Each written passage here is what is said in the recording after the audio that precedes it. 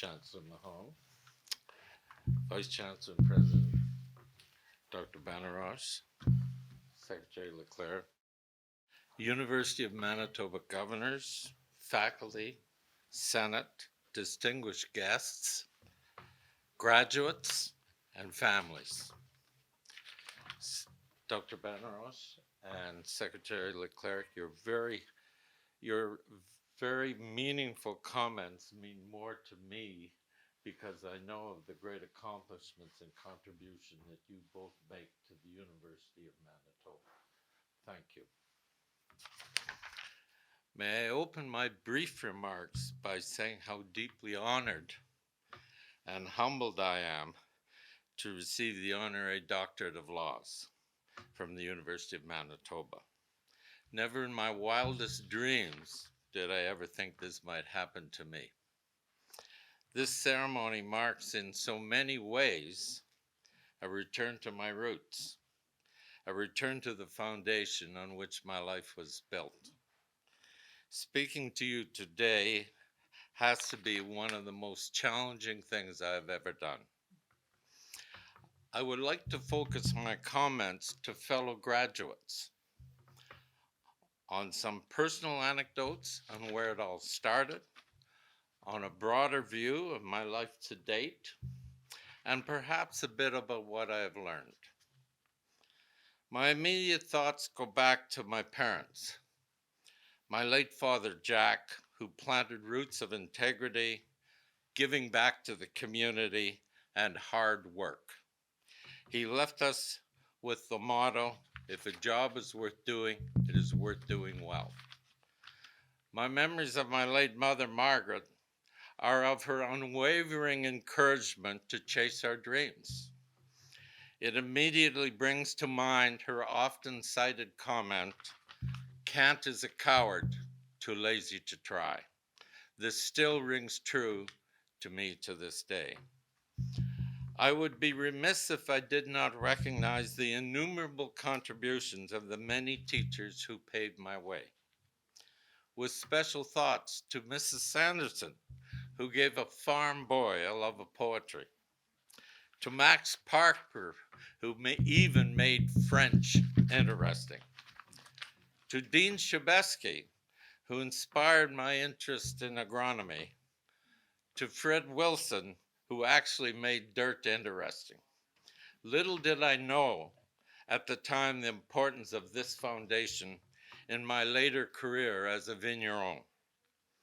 It was Don Thane who challenged me to think from the perspective of the CEO, and the late David Layton who inspired me to pursue a career in marketing. They are, to name but a few. Thank you. I was fortunate to have the opportunity to be accepted to study at the University of Manitoba Bachelor of Agriculture program. The money I saved from many years doing odd jobs was just enough to cover my first year's tuition at the university. That year, believe it or not, it was $325.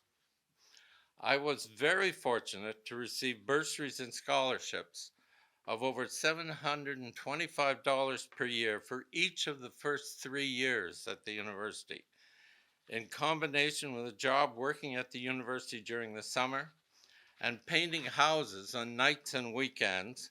Long before university painters had come on the scene, I was able to graduate without any student debt. Please permit me now to share a couple unique and very special memories. Our second house painting job belonged to Dean Shabesky, then the Dean of Agriculture at the University of Manitoba. When we submitted a quote to paint Dean Shabesky's house on Wellington Crescent, he refused it twice and suggested that we raise our bid.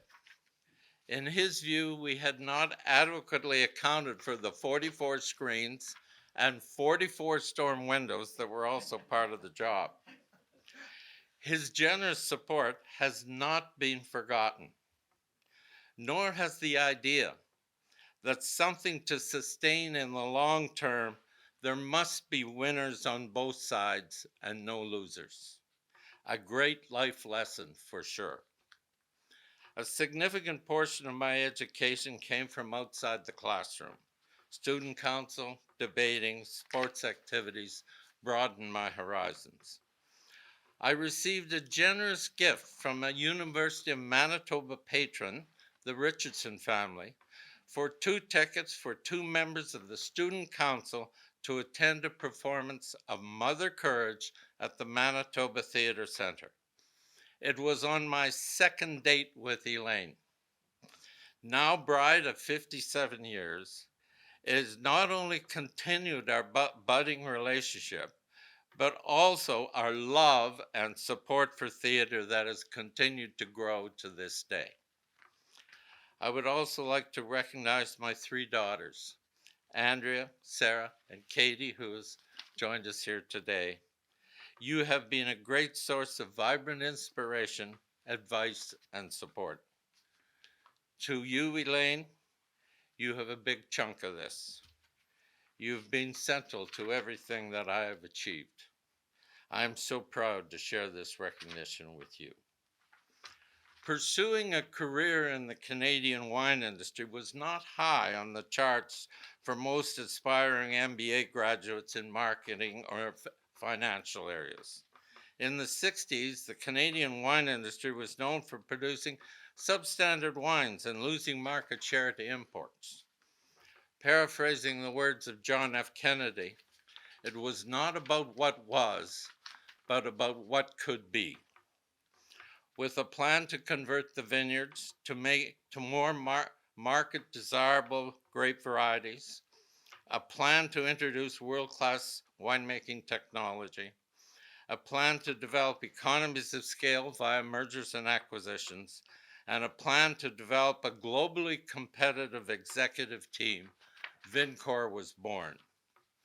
An LBO of Labatt's unwanted Canadian wine business was quarterbacked by 26 employee partners in 1989 to become the 4th largest winery in North America by 2016, with 2,250 employees on 5 continents, annual turnover of over $650 million, and an operating profit just shy of $100 million. I share and celebrate this with our key partners, most notably Alan Jackson, who is with us here today, Richard Jones, Alan George, Peter Granger, Rick Thorpe, Roger Provo, Frank Sire, Jay Wright, and the late Bob Luba. You are about to graduate with skills from one of the finest universities in Canada. Skills in planning, communication, technology, and problem solving. Perhaps I can share with you some principles that I have found valuable along the way. Pick people that you can learn from. You will learn more from one really talented person than 10 that are just going through the motions. Search them out. Find ways to get close to these people, to work with or for them. You've heard many times that you learn more by listening than talking. You learn even more by asking lots of questions. Lots of questions, even though at the time they may seem a little dumb. Try to think big and small at the same time.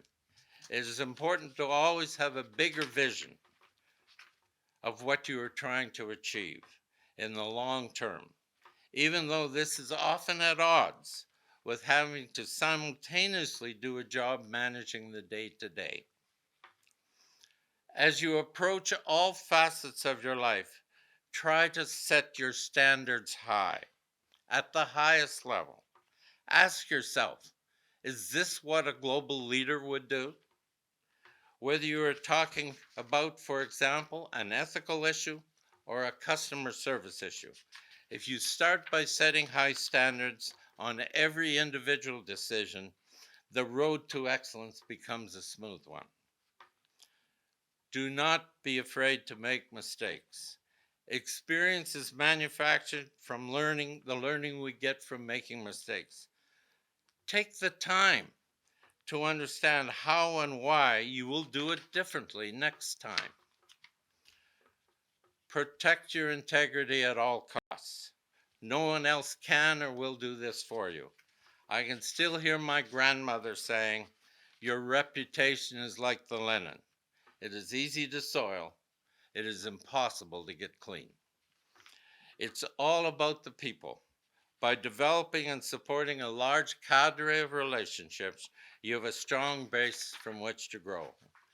And most importantly, do not hog the success. Share the credit.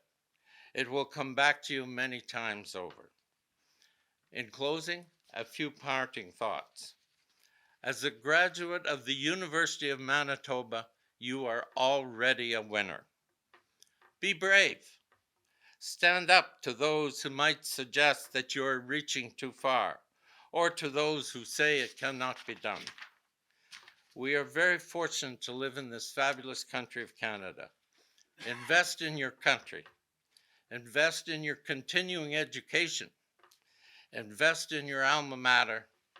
And above all, invest in your community and your family. Thank you.